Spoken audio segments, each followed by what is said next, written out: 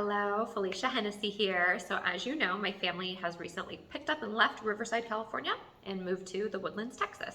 I am still actively licensed in California and happy to help anybody get the heck out of there. And if you're coming to Texas, I can help you. If you're going somewhere else, I can help you with a great referral agent. Today, let's chat about the expenses that go along with an out-of-state move. They are plenty, they are a lot. Your very first one that you're going to incur is going to be the actual sale of your California home. So as the seller, you are responsible for the buying and selling agents' commissions in that sale. So it's a range, it can range from 5 to 6% split between the two agents.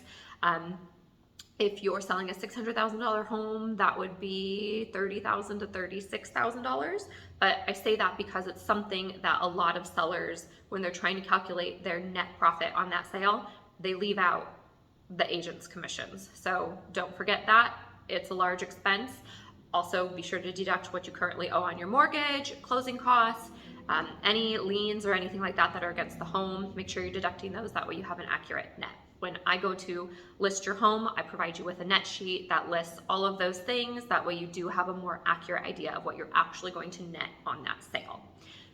Once you are under contract, then you can start thinking about moving. How are you going to move your family, your belongings from California to Texas or wherever it is that you're going? There's a million different ways that you can do it. I covered U-Pack in one of the videos because that is the route that my family chose, but we did look at other options. So a full-blown moving company, right, where they come in, pack you up, load it all up, drive it, unload you, that's going to run you anywhere from $8,000 to $12,000 depending on the size of your home. If you're going to ship your vehicles, that's going to be, my Explorer, I think the quote was $1,500. My husband's was about the same. So if we had shipped both vehicles, it would have been about $3,000. Our quote on a U-Haul, right, if we were going to do it all ourselves and drive the U-Haul, it was about $4,300. But if we were going to drive a U-Haul, that meant for sure we were going to have to ship at least one vehicle. We have 3 kids and 2 dogs, so we put a lot of thought into how we were going to actually move everything. We have friends and family who have done it a million different ways, and I'm happy to go over those options with you if you would like to do a phone call and just kind of dive into more detail. But I'll just roll with what we did because I have personal experience with it. So we did a U-Pack. That U-Pack ran us $4,800, and we got 20 feet of a semi. They dropped it off. We loaded it up over the course of 3 days. They came back, drove it off, and then we took off and left. And there'll be a series of more expenses throughout there. I'll kind of come back and talk about those.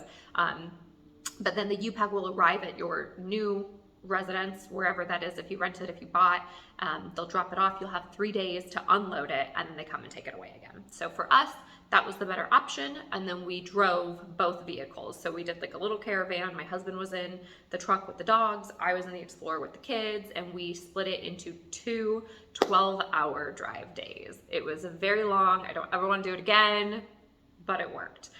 So if you decide to go that route, you've got your moving truck. Again, U-Pack ran us $4,800. You've got your gas. The further away you get from California, the cheaper it gets. I just filled up here in Texas for $2.89 a gallon, which is lovely.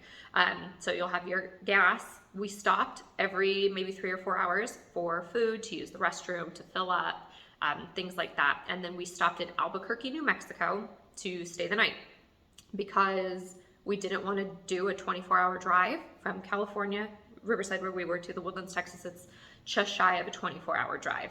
We didn't want to do that with all the kids and the dogs, so we broke it up into 2 days, stayed at the Hyatt in Albuquerque, New Mexico. We stay at Hyatt's because we get Hyatt points when we use our Hyatt card. So knowing that you've got this big trip coming up and all of these expenses that are going to incur, I would put them on a points earning card, but that's just me.